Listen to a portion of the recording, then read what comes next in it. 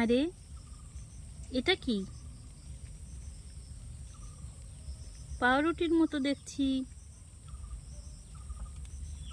আসলে কি এটা, দেখি তো। ওমা, ওই দিকেও তো রয়েছে। পাউরুটি কে ফেললো এখানে?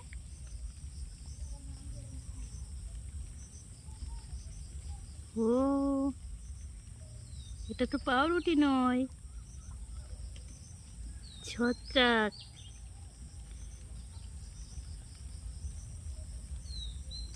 পাউরুটির মতো দেখতে ছত্রাকের নাম কি বন্ধুরা? আপনাদের কি কারো কোনো ধারণা আছে এই বিষয়ে? আসলে এই যে কাউন উদ্ভিদের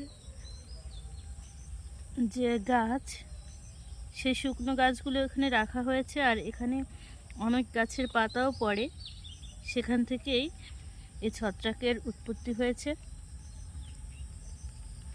দূর থেকে দেখলে মনে হবে যেন কেউ গোল গোল পাউরুটি বা বান যেগুলো বলা হয়, সেগুলো বোধহয় কেউ ফেলে রেখেছে। কি সুন্দর দেখতে এগুলো, বাহ। প্রকৃতির যে কত ধরনের উপাদান রয়েছে আমাদের চারপাশে, একটু চোখ মেলে দেখলে আমরা অবাক না হয়ে পারি না। প্রকৃতি আসলে তার সব উপকরণ আমাদের জন্য প্রস্তুত করেছে, আমাদের দেখার জন্য তৈরি করেছে, বা প্রকৃতির কল্যাণে এগুলো ব্যবহৃত হয়।